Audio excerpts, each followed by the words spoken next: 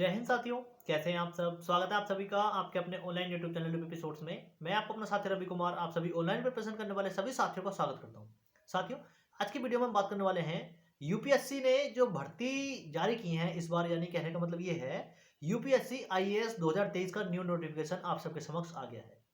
जैसा कि आप सभी को पहले से पता था कि 28 मई 2023 को यूपीएससी 2023 की प्री परीक्षा होनी है। उसके संबंध में आप सभी को विभिन्न ऑनलाइन प्लेटफॉर्म एवं यूट्यूब चैनल के माध्यम से आप सभी को बहुत सारी जानकारी प्रोवाइड हो गई होगी और आप अच्छे से जानते होंगे। लेकिन आज की वीडियो का जो मेरा उद्देश्य है आप सभी को ये बताना कि आप आईएएस किस प्रकार से बन सकते हैं। मेरा चैनल बहुत छोटा सा है, मैं मिडिल क्लास फैमिली से एक यूपी पुलिस कांस्टेबल हूँ। मेरे लिए ये बताना आप सभी के लिए ज़्यादा उचित नहीं है कि आप क्या करें, कैसे बन सकते हैं। लेकिन मेरा आज की वीडियो में पूरा उद्देश्य यही रहेगा कि जैसे मैं और आप लोग भी अगर मिडिल क्लास फैमिली से हैं तो मिडिल क्लास लोग किस प्रकार से सोचें कि हम आईएएस या आईपीएस बन जाए। यूपीएससी आईएएस और आईपीएस का जो न्यू नोटिफिकेशन है वो 2023 जारी हो गया है। टोटल पोस्ट की मैं बात कर लेता हूं। 1255 आईएएस और आईपीएस और आईएफएस, अगर टोटल पोस्ट की मैं बात करूं तो 1255 पोस्ट आप सभी के लिए इस बार निकाली गई हैं। ये पोस्ट 2015 के बाद 1100 प्लस का आंकड़ा छुआ है। 2015 में 1129 पोस्ट थी, उसके ठीक 8 साल बाद आप सभी के सामने 1200 के आसपास में जो एक यूपीएससी ने न्यू नोटिफिकेशन जारी किया है, तो 1200 वैकेंसी आप सभी के समक्ष हैं और इसके लिए आपको मानसिक एवं शारीरिक रूप से तैयार रहते हुए अपनी प्रिपरेशन करनी है, तभी आपका सिलेक्शन हो पाएगा। अगर मैं बात कर लेता हूँ मिडिल क्लास कैंडिडेट जो होते हैं, सबसे पता है कि हम लोगों का क्या होता है, हम लोग ना सोच ही नहीं पाते हैं वहां तक। ऊपर वाले ने, भगवान ने हमको हमारी सोच इस प्रकार से विकसित करी है कि जो हम सोच सकते हैं वो हम कर भी सकते हैं। बहुत सारे कैंडिडेट सोचते हैं लेकिन कर नहीं पाते हैं। इसके पीछे भी रीजन है। इसके पीछे ये रीजन है कि जो कैंडिडेट सोचते हैं वो क्यों नहीं कर पाते। वो सिर्फ सोचते हैं, वो अपना दृढ़ निश्चय दृढ़ संकल्प से उस कार्य को अंजाम नहीं देते, उस कार्य को अंतिम रूप तक नहीं करते, ताकि आपका जो फाइनल सिलेक्शन है या यूपीएससी या कोई भी ले लीजिए, आपका वहां तक फाइनल सिलेक्शन नहीं हो पाता है। जिन कैंडिडेट का सिलेक्शन हो पाता है वो कैंडिडेट कौन होते हैं? उन कैंडिडेट के दिमाग दिल में बिल्कुल आईएएस आईएएस आईएएस ही बसा हुआ होता है। उनको ये सोच लिया होता है उन्होंने कि मुझे आईएएस ही बनना है। तो वो अपना संपूर्ण जीवन कह लीजिए, आपका चाहे फर्स्ट अटेम्प्ट हो, सेकंड अटेम्प्ट, थर्ड अटेम्प्ट, तो उसके लिए बहुत सारी तैयारी करनी पड़ती है, रेगुलर रहना पड़ता है। आप, मैं ये कहने का मतलब ये है कि अगर आप 4 या 5 घंटे 6 घंटे भी नहीं पढ़ रहे हैं, कम से कम आप 4 या 5 घंटे ही पढ़ रहे हैं, आपको डेली पढ़ना पड़ेगा आईएएस बनने के लिए।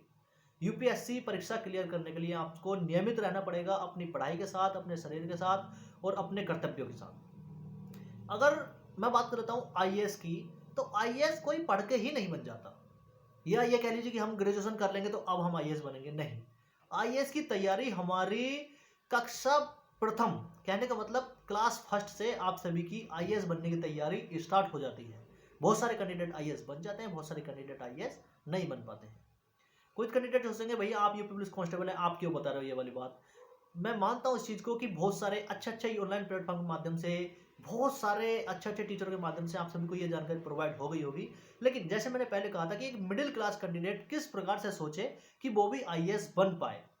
अगर आईएएस भी नहीं बने तो कम से कम कुछ पद जो ऐसे हैं जो बी ग्रुप के, सी ग्रुप के, कहीं ना कहीं उसका एडजस्टमेंट या कहीं ना कहीं तो उसका सिलेक्शन हो पाए।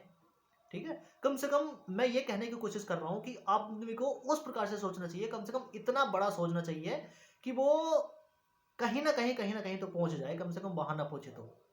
और जिस कैंडिडेट ने तन मन से बिल्कुल सोच लिया दिमाग से कि मुझको ये ही करना है, तो जो आदमी सोच सकता है वो कर भी सकता है, लेकिन उसके लिए दृढ़ निश्चय एवं दृढ़ संकल्प होना बहुत जरूरी है। अगर मैं बात कर लेता हूं यूपीएससी आईएएस 2023 न्यू नोटिफिकेशन के बारे में, तो यूपीएससी सुनते ही सबसे पहले जो हमारे दिमाग में चीज आती है ना, आईएएस।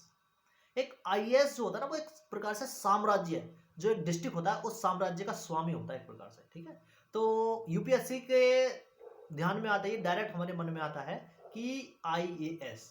ठीक है, तो आईएएस बनने के लिए आप सभी को कुछ क्राइटेरिया जो है एज से संबंधित, ठीक है, और क्वालिफिकेशन संबंधित वो सभी चीज़ों के बारे में आज की वीडियो में डिस्कशन करने वाले हैं। मोटिवेशन वीडियो जो आज अभी तक मैंने बताई आप सभी को कैसी लगी एक बार कमेंट करके जरूर बताना।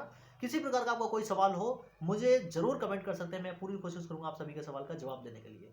चैनल पर नए हो तो प्लीज चैनल को सब्सक्राइब कर बेल आइकन को प्रेस करके रख सकते हैं ताकि इन फ्यूचर में द्वारा अपलोड की वीडियो का नोटिफिकेशन आप सबके समक्ष पहुंचता रहे। अगर मैं बात कर लेता हूं यूपीएससी न्यू नोटिफिकेशन 2023, ठीक है, पता है क्या होता है, हम नोटिफिकेशन को पढ़ तो लेते हैं या बहुत सारे जगह से हम नोटिफिकेशन के बारे में जान तो लेते हैं, लेकिन ऊपर ऊपर से नोटिफिकेशन को जानना हमारे लिए कभी कभी भारी पड़ जाता है। हम वो चीज़ नहीं जान पाते हैं जो चीज़ हमें असलियत में जाननी होती है। कुछ कैंडिडेट क्वालिफिकेशन से संबंधित जैसे सोचते हैं कि हम अगर ग्रेजुएशन के फाइनल ईयर में हैं तो क्या हम फॉर्म फिल कर सकते हैं। तो साथियों आप फॉर्म फिल कर सकते हो, बिल्कुल कर सकते हो, ठीक है, लेकिन उसके लिए चीज़ें ऐसी बनी हुई हैं आप सभी के लिए जो अब अगर आप प्री एग्जाम क्वालिफाई कर लेते हो, आईएएस पीसीएस कोई भी अगर एग्जाम है जिसमें ये क्वालिफिकेशन से संबंधित ये चीज़ रखी जाती है, अगर आप प्री एग्जाम क्वालिफाई कर लेते हो तो आप मेन एग्जाम जब ही दे पाओगे जब आप अपनी ग्रेजुएशन फाइनल ईयर की जो मार्कशीट आती है उसका सबमिशन अंकों के साथ उसके रोल नंबर के साथ कर दोगे, तभी आप अपना जो मेन पेपर है आप तभी दे पाओगे आईएएस पीसीएस का, ठीक है। तो किसी भी प्रकार की आपको टेंशन लेने की जरूरत नहीं है, मैं पूरी जानकारी बताऊंगा आप सभी को। आज की वीडियो में जानेंगे टोटल पोस्ट के बारे में, एज काउंट के बारे में, क्वालिफिकेशन के बारे में, पिछले साल की तुलना में क्या चेंज हुए हैं। पिछले साल की तुलना में सबसे पहले तो बहुत बड़ा चेंज हुआ है, आप सभी की वैकेंसी इस बार इंक्रीज हुई है। 800 से आप सभी की ठीक 400 वैकेंसी इस बार इंक्रीज हुई है। तो आप सभी के लिए एक सुनहरा मौका है आईएएस पीसीएस यूपीएससी में इस बार सिलेक्शन लेने के लिए, अगर आप कंप्यूटर की भांति देखते हैं तो, ठीक है। वैकेंसी चेंजेस हर साल होते हैं। अगर आप पिछले साल देखेंगे 700 से 800 वैकेंसी थी, उसमें आप लास्ट में आते आते वैकेंसी में चेंजेस हुई, वैकेंसी इंक्रीज हुई। तो इस बार भी पूरे पूरे चांस है कि आप सभी की वैकेंसी इंक्रीज हो सकती है। वो क्यों? क्योंकि बहुत सारे जो डिपार्टमेंट होते हैं वो फाइनल रिपोर्ट नहीं देते कि हमारे डिपार्टमेंट में इतनी वैकेंसी अभी खाली बची हुई है, तो वो लास्ट साल आते आते आप सभी की वैकेंसी इंक्रीज हो जाती है। तो जो 1100 प्लस पद जो है वो आप सभी के और भी इंक्रीज होने वाले हैं, इस बात की भी आप टेंशन ना लें। अगर मैं आगे बात कर लेता हूँ टोटल पोस्ट की, टोटल पोस्ट जैसे मैंने पिछली बार बताया आप सभी को 1255 पोस्ट हैं। इसमें आईएएस आईपीएस और जो और बेसिक सर्विस होती हैं उन सभी के लिए 1105 पोस्ट पर आप सभी वैकेंसी निकाली गई है। और इसमें एक अलग से क्राइटेरिया रखा गया है IFS, IFS Indian foreign service के लिए आप सभी को 150 पोस्ट पर वैकेंसी निकाली गई है।